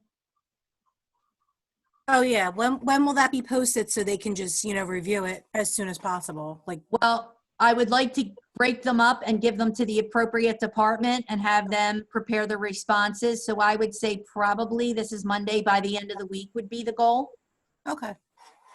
Does that work for everyone? Yes. Yes. And we'll have the board review it, of course. Okay? Sounds good. Okay. All right. Our next item on the agenda, and I'm going to stop this share here. Gen Tech migration proposal. Yes. By Mr. Galloway. That is correct. Okay, so finally, after 2.5 years, we've received the grant through Act 44, or Part B, where we're able to afford the change to the Genetech system, migrate all of our security systems into one uniform platform. We've been talking about this since I came here. They're ready to go. We have the money. The contracts have been brought out to the board to look at. So basically what we're doing in a nutshell is we will be integrating all our cameras, access control, and our alarm systems into one unified platform. And this is the money, I'm sorry, I looked down for a second. This is the money that's coming from the $490,000 safety grant? Yes. Yes. Okay. And how much of the grant is used on this? Is that the entire thing, or what? 'Cause I know maybe Mr. High School can talk a little more about that. But when we apply for the grant, we have to give them the quotes for the work, and you have to, you know, if you're saying you're spending money, it has to be spent on that. This came in, and we had a quote of $125,000, and I had them redo the quote, and it is at 99,000 and change. So we have a little leftover money that we may be able to apply to something else in the grant, but Mr. High School can probably explain that in detail if you need to know. Any other questions for Mr. Galloway? When would this work be getting done, Mr. Galloway? They could probably start it here as soon as they get the contracts. It's basically a software. So as we've talked about before, in order to unify through the other platforms, you have to buy all their gear. Genetec is a little different outfit where they do it through software, and they do some chip manipulation on our boards and our equipment. Right. Okay. Yes, I remember now that you're saying it. Yes. Don't have that investment in taking out the gear that we already have. They buy the licensing in a nutshell to allow their software to talk with that equipment.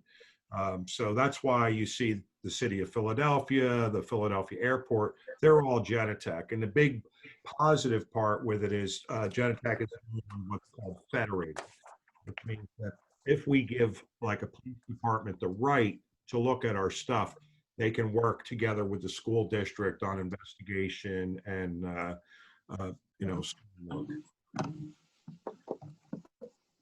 Okay. I'm all right with it.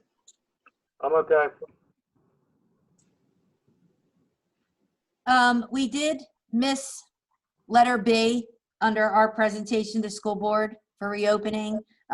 There is a number of software, various softwares that we are purchasing as part of our educational plan moving forward.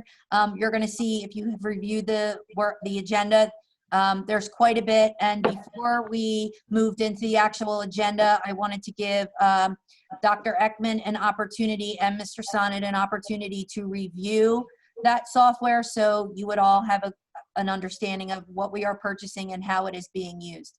Also, if I could just make one other comment, please, for those that are putting in questions in the Q&A, please do not feel that we are not going to respond to your questions.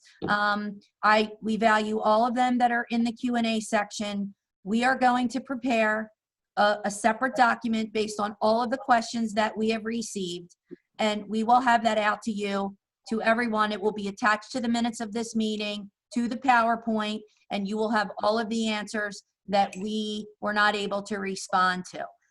Some of these do require a follow-up with the directors to make sure that we are giving you the correct answer. I don't want to say anything, nor does any director want to say something that may be incorrect information. So we appreciate your patience, and I do promise you that you will have a follow-up to all of your questions by the end of the week, okay? So thank you for that. I do appreciate it.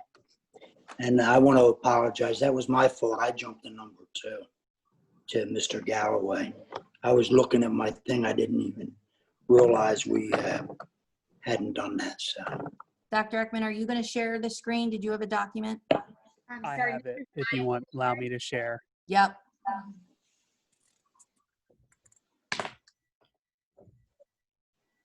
All right, you should be good.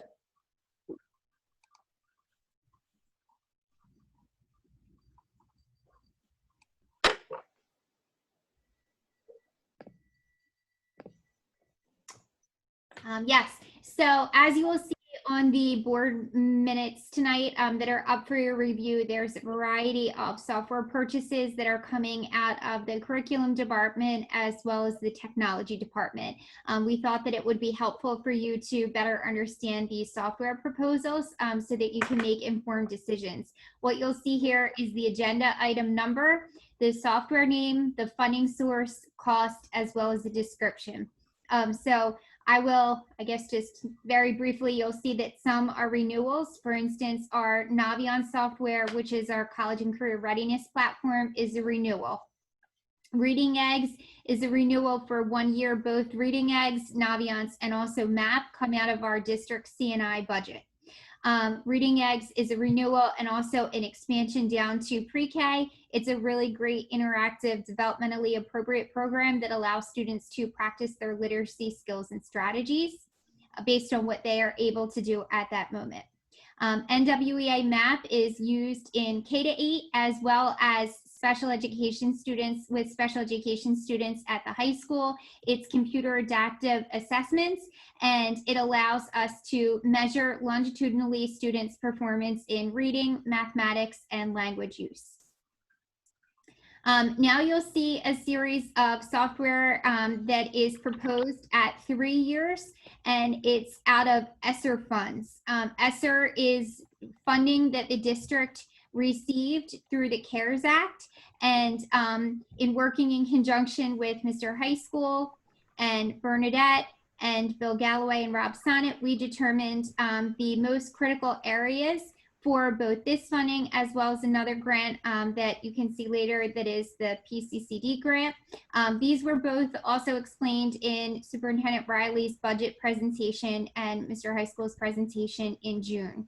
So with the ESSER funding, we have proposed 3-year software purchases. This is something that we checked with the auditors, and you are able to purchase 3-year subscriptions with this federal grant, which will allow us to guarantee that we have this software for the next 3 years. All of these software programs will work in conjunction with Schoology and allow our teachers and students access to some really top-of-the-line research-based materials. Some of these were experimented with during the school closure, and we see a place, whether it's through the cyber virtual environment or in-person learning, that all of these programs fit in. Music First is a program that our high school music teachers will be using with our students, and it involves some composition as well as sight reading pieces to it. The music department brought this to us, and they're really excited to be able to support their elective classes. iExcel is a program that some of our teachers brought to us as a replacement for Study Island. Throughout the closure and even before the closure, some of our teachers were using the free version of this product and found that the diagnostic assessments are very strong and the customized learning paths are better for students versus Study Island, which was more just practice, that this really creates a unique path for students. So we are recommending to purchase this for students in grades 2 to 8 in ELA and math, and then 4th and 8th grade science, again, as a replacement for Study Island. Lexia Core 5 is a renewal. This is a program that we use with our Title I and special education students. It's a supplemental program. It targets fundamental literacy skills, helps students to fill gaps, and it provides teachers with a lot of data that they can use for individual and small group instruction. So when we talk about these programs in the brick and mortar setting, as we're envisioning that power block, the power block would be times that students would be engaging in iExcel, would be engaging in Lexia, Math Seeds, Reading Eggs when we get to those programs. Mr. Avidable can talk a bit about Mystery Science. Sure. Mystery Science is a program for K to 5 students. It engages students in inquiry-based, discovery-based science learning that's aligned with the NGSS science standards. The way that it's set up is there's a mystery proposed. Students watch a video, engage in some hands-on activities, and then they try to solve the mystery. The other one that I'll speak to is Pebble Go. Pebble Go is a comprehensive platform for students K to 5 as well, that allows them to build their literacy base through thousands of articles that are available to them. It also helps build research skills for young learners, and most of the articles are centered on social studies and science-based curriculum. It allows students to explore topics independently. It also helps bridge the digital divide, teach them some foundational skills. And articles are accessible in English and Spanish, and also through a audio platform as well. Math Seeds is essentially the partner to Reading Eggs, if you will. It's just marketed by a different company. So this is a renewal and also an expansion down to pre-K and up into first grade. Our teachers really seem to enjoy this product, working with it with their students. And this would be one of those programs that creates a unique learning path for students as well. Vocab.com was brought to our team by the middle school ELA department. It's a computer adaptive vocabulary learning tool that promotes mastery of words and word types. So this is something that Mr. Eric Patterson has been working on to bring to the district as well as IXL. Nearpod is something that we're really super excited about. So Nearpod, again, can be used both in remote learning as well as in-person learning. Nearpod is basically a presentation tool that allows you to create both videos and embed formative assessment in your video. That's a new feature that they'll be adding for August. It also allows for you to create presentations, typically ones that you would have created in PowerPoint or Google Slides, and build into those presentations interactive formative assessments for your students to ensure that they are following along and understanding the content as you are presenting it, so that you could potentially go back and reteach if there were some gaps in their learning as presentations were happening.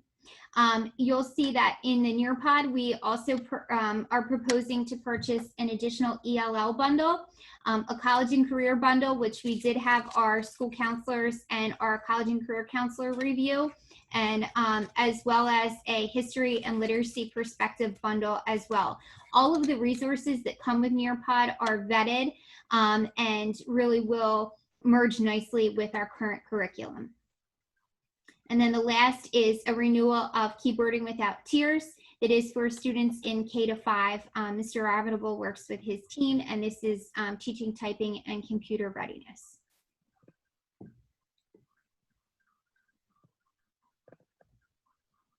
Any questions on that? Yeah. Good. Mr. Goldsboro, you are muted. How are you, Mr. Phelps? I apologize. What's the funding source for the Nearpod? Sure. So the Nearpod funding source is PCCD. I don't know if Mr. High School, would you like to talk a little bit about what PCCD is?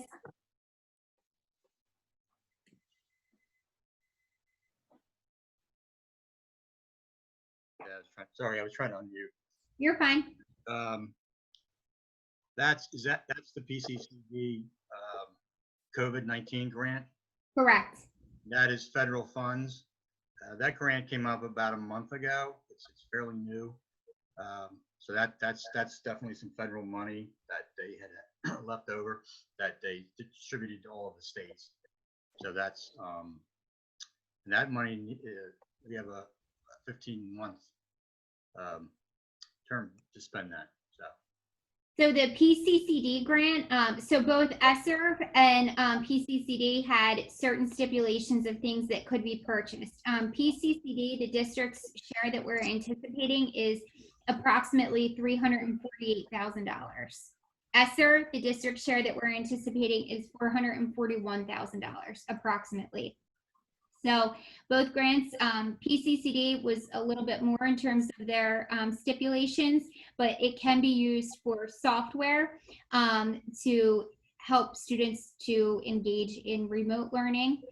It can be used for technology, and it can be used for cleaning and sanitation. So a large bulk of the PCCD money is actually going to facilities to prepare for PPE and sanitizing. And then Sonnet is going to discuss the additional technology as well, software purchases.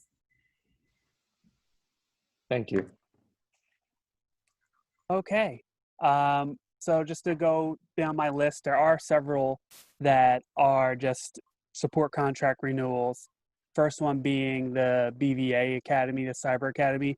I just want to add that the caveat is we're approving the contract, but we do not pay anything until there's actually students enrolled in the course. and it's based off of that student enrollment. There's also a marketplace sheet that's going to be attached to the agreement that goes over the cost as well. 11.2 is our networking and phone system support renewal for Cisco SmartNet. 11.3 is the Family ID registration software that Ms. Ford talked about. We added it to the tech budget, but it's going to be paid for by the athletics department. Next up for the ESSER grant is going to be DocuSign. We obviously had a need to get important documents signed without physical contact, and we were in between several softwares.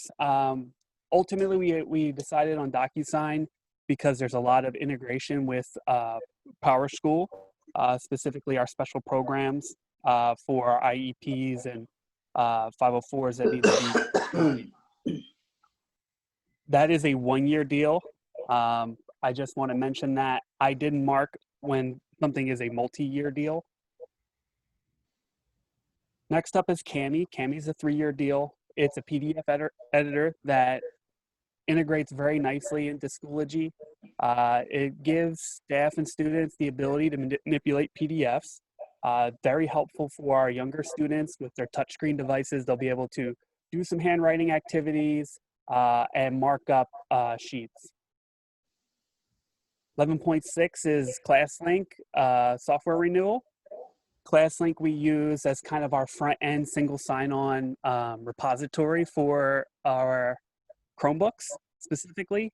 It allows kids to not have to remember a bunch of logins. It will automatically log them in based on the applications that are provisioned for them. As well as ClassLink also provides us with account automation. So if a new employee is hired or a new student gets registered, they have all their accounts created automatically. 11.7 is single wire software renewal. It's the support contract for our emergency phone system. It's our emergency paging system that we utilize in schools. It can also be used for 911 tracing. 11.8 is SolarWinds Nameware Everywhere. That's with the ESSER grant. This is a remote support utility that I talked about in our presentation that gives us better ability to help support our staff. We ran into some hitches with our remote support utility over the closure, specifically trying to troubleshoot installations or uninstallations. This program that we demoed and tested during the closure worked really well for us. So that's going to give us better ability to support our staff. 11.9 is Fresh Service Help Desk. This is a 3-year agreement. As I mentioned in my presentation, our help desk is not suited for distance support as it can only be accessed inside the district with minimum support for families. Fresh Service is cloud-based, has help desk as well as asset management. It can be accessed from a phone or from a web browser. And parent support, again, very important for us in the next for the next couple of years is going to be making sure that parents get support and having the email portion of it create a ticket will better able my staff to support families. 11.10 is Managed Methods. This is also a 3-year deal. This is cloud-based security and student intervention software. What it's going to do is monitor our Google environment. That's the Google Drive, Docs, as well as login access for any cyber attacks, viruses, as well as cyberbullying. 11.11 is Screencastify, another program that we identified through the closure as something very useful, and it will be extremely useful for our cyber program that we're coming up with. It's a screen recording app. It allows the teacher and the student to take screenshots of not only their screen, but their camera if they chose to do so, or just their camera. There's also a portion of it that allows teachers to create assignments and for students to submit those assignments through Screencastify.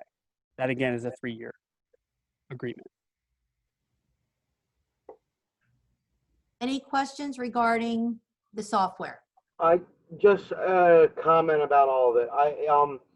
I just recommend, since a lot of them are 3 years, some are 1 year, maybe create a document that like shows usage of like how much is being used, how effectively it's being used.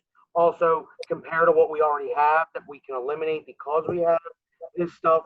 It's all, money coming from the federal government that is going to vanish.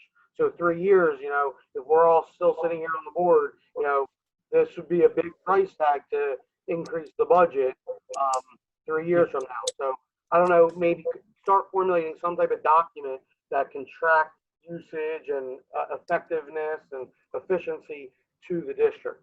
We have talked about that, Mr. Chabon. We recognize that. And we're going to do a lot of evaluation of this software over the next couple of years to see the effectiveness, look at the data, and recognize that some of this is in place just due to the circumstances, and in the future, we may not need all of this software. But We'll this have is to be very, right. For efficiency's sake, some of the stuff may show how efficient things can be, that we can cut or eliminate other programs or other like software programs, because of this, so we don't need to double up. Right now, we're doubling up because the federal government gave us money. We have to spend it by X number or X date, so it just gives us an opportunity to really evaluate something, for effectiveness rather than, just hearing testimonials or asking other school districts. Absolutely. We agree. I absolutely agree. And I do apologize. I missed a couple. Scrolling down, my computer's too zoomed in.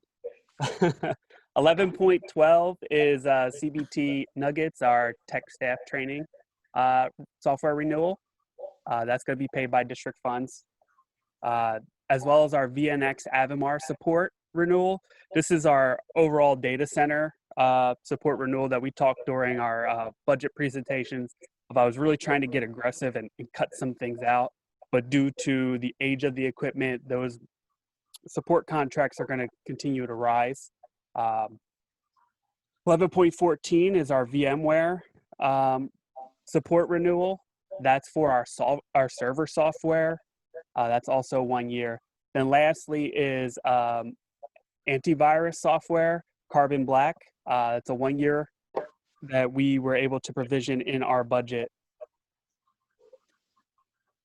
And this is going to be a staff device antivirus to replace what we've been using. My apologies.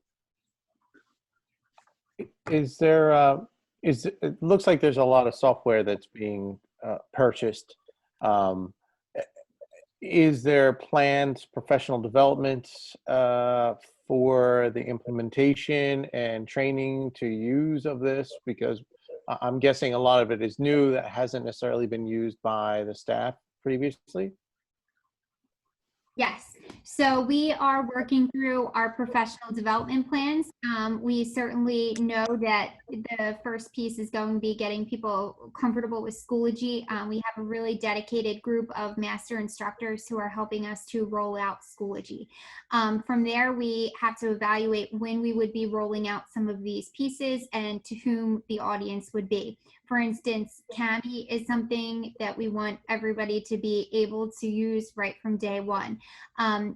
Certain ones of these programs are targeted at certain grade levels. If we are going with this 6-foot model and departmentalized, it helps in professional development at elementary because not every elementary teacher needs training in every one of these software programs right up front. So for instance, the person who's teaching science and social studies would need the training for Pebble Go and Mystery Science, but her colleagues or his colleagues wouldn't need those. So we're trying to not overwhelm everybody. We're trying to develop a plan for Schoology that offers as much training as possible over the summer so that people can become comfortable with it before the start of the school year. But we are working with our teachers and administrators to make sure that our rollout plan for these software pieces is sustained, but also reasonable, so you don't overwhelm everyone with all of these different programs right at once.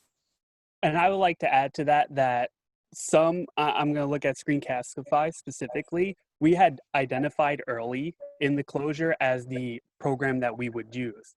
So from here, we're transitioning. The teachers already had training and they had time to explore and become familiar with the program. So there's going to be a lot of that in here as well. So, you know, some of this we've identified during the closure and kind of made it the single software to use for a specific situation. All right, thank you. Any other questions regarding the software? Okay.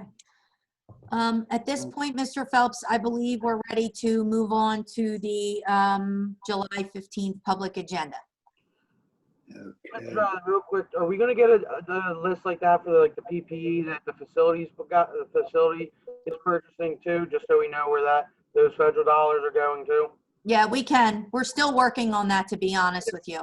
I figured it would, but just maybe, at the special meeting or something, just similar layout where just so we see what the dollars are going to. Yeah, we did actually start a spreadsheet on everything that we've been purchasing for that as well. Okay. Yes, we can definitely share that out. All righty. All right, give me a second here and I will pull up the agenda.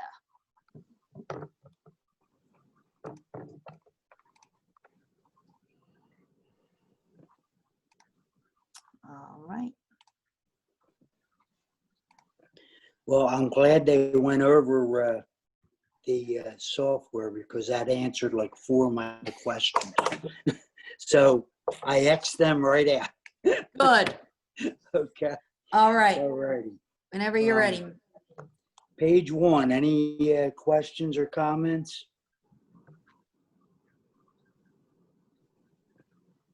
I'm going to have to rely on you, Miss Riley, if you see any. All right. Okay. I All do right, not see anyone with questions for page 1, so I'll keep going. All right, page 2. This is starting personnel.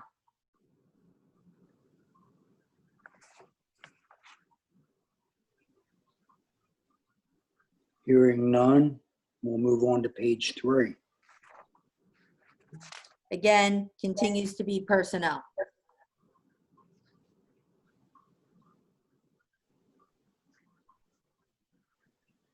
Hearing no questions. If I'm going too fast, just let me know. Hearing no questions, page 4.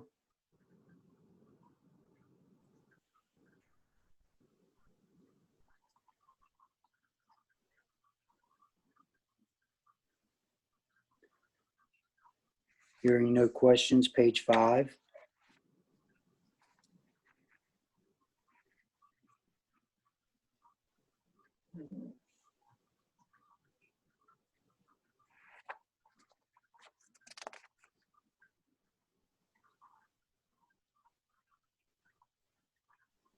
Hearing no questions, page 6.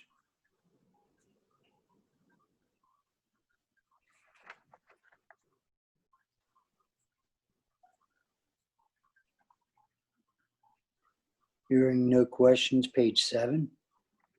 This is pupil services and special education.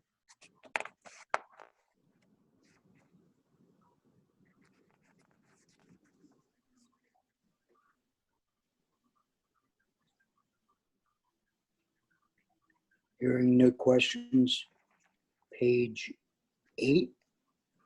Technology.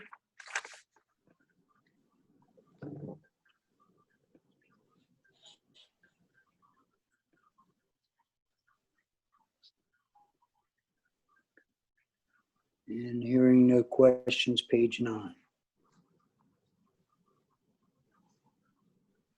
Facilities, the motion for Genetech is on there. Also, our bus leases for Wolfington. Okay, and we are going to have to add the assistant principal, correct? We will add, there will be some additional personnel motions added. I Mr. have a Phelps. question. Yes. Can we, who is it? Ed Harris, sorry. Okay, I'm sorry. Go ahead, Ed. I'm trying to get my screen back here. You touch something and you're gone. Now I'm gone. can we go over that leases? What does that cover? Is that a current lease or new lease? The bus leases? Yes, please. That's a new lease. Marty's on. Marty, do you want to respond to that? Yeah, that's a new lease. Every 3 years, we get rid of a third of our fleet, and every 3 years, we renew a lease. This is a municipal lease we've had since 2011. So we trade buses in and vans in, and then we get new buses and vans every July. The buses that were traded in and the vans, they were 3 years old, and this lease is replacing those vehicles. And how many buses does that include? Do you know?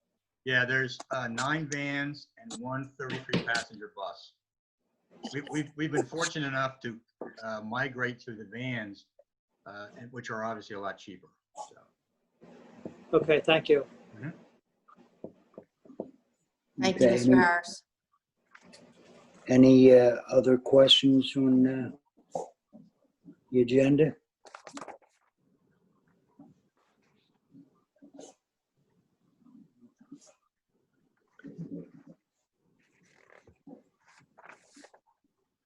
Okay.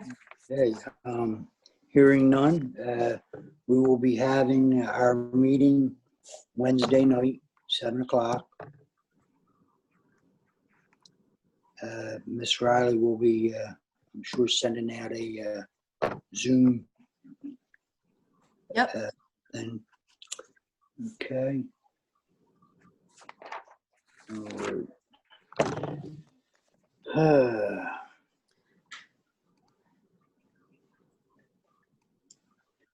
All right, do we, that was the last thing on the agenda, correct? Yes, it was. All right.